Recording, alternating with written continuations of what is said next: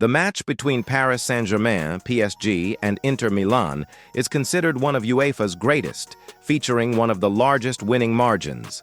Inter Milan fans remain baffled by their team's crushing defeat. How did Paris Saint-Germain's youthful team overcome the experienced and defensively minded Inter Milan? Get ready for an in-depth analysis of this historic game.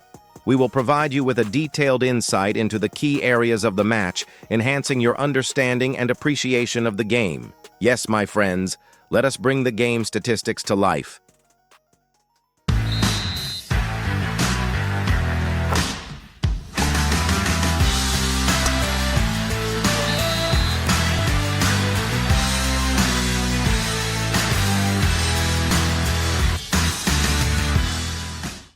Welcome to our channel, Money and Sports. This channel offers analysis of the stats behind games, teams, and players' performance. Here, fans can view detailed numbers related to their favorite players and teams. Now that the celebrations seem to have subsided, it is time to conduct a thorough analysis of what many consider to be the best final in UEFA history.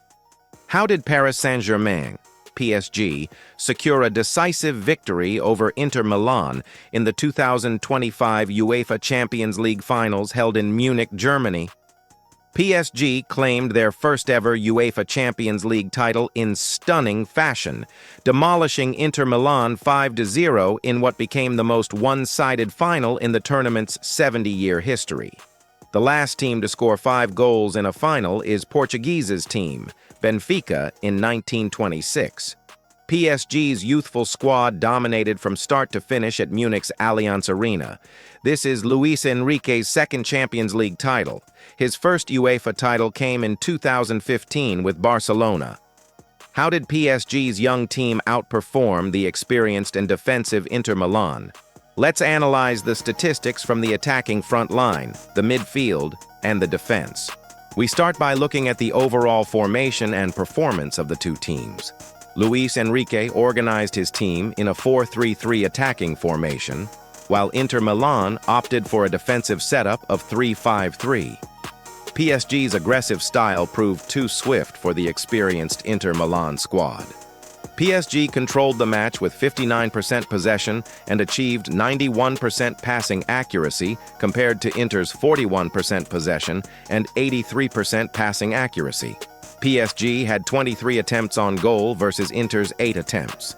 With a 5-0 result, the expected goals, XG, was very clear to understand. PSG recorded an XG of 1.31 compared to Inter's 0.19 XG. How did PSG's attacking front line dismantle Inter's defense? The dynamic trio of Ousmane Dembélé, Desailly Doa, and Kvicha Kvaratskhelia drastically challenged Inter's defense. Dembélé and 19-year-old Doa showed versatility by switching positions between the left and right wings, causing confusion for the defensive line. Analysis of the numbers clearly reveals the effectiveness of PSG's offensive strategy. Paris Saint-Germain, PSG, had a total of 23 attempts on goal, with 8 shots on target resulting in 5 goals.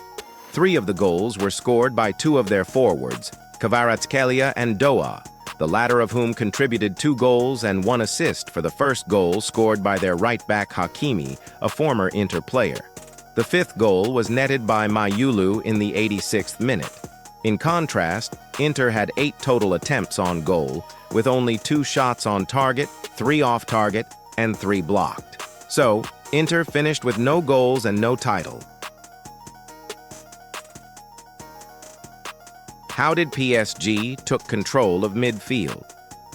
Despite Inter's efforts to control the midfield by lining up 5 in the middle, PSG exhibited superior performance with their speed, fluidity, and cohesiveness. The entire team operated in harmony, effectively transitioning from defensive situations to rapid goal-scoring opportunities. Let us examine the numbers. PSG dominated the match from start to finish with 59% possession. They completed 488 out of 539 passes, achieving a 91% accuracy. In contrast, Inter completed 298 out of 361 passes with 83% accuracy. PSG made 30 passes into the attacking third and 26 into key play areas, while Inter made 23 passes into the attacking third and 14 into key play area. 78% of PSG's shots were inside Inter's 18-yard box, 9% within the 6-yard box, and 13% from outside. Inter had 75% of their shots inside PSG's 18-yard box, 0 within the 6-yard box, and 25% from outside. PSG demonstrated a higher offensive presence within Inter Milan's 18-yard box with an intention to score rate of 50% and a goal conversion rate 22%. In contrast, Inter Milan exhibited an intention to score rate of 36%, but their goal conversion rate was 0. The intention to score measures the number of attempts on goal in relation to the number of attacks made by the team. For example, PSG had 23 attempts on goal from 46 attacks against Inter. So, which team had the best defensive backline? Sometimes the best defense is to attack. Inter's defense was expected to be the best of the two teams. However, PSG's attack was so lethal that it reduced pressure on their defense. The analysis of the numbers shows that PSG was defensively better than Inter Milan.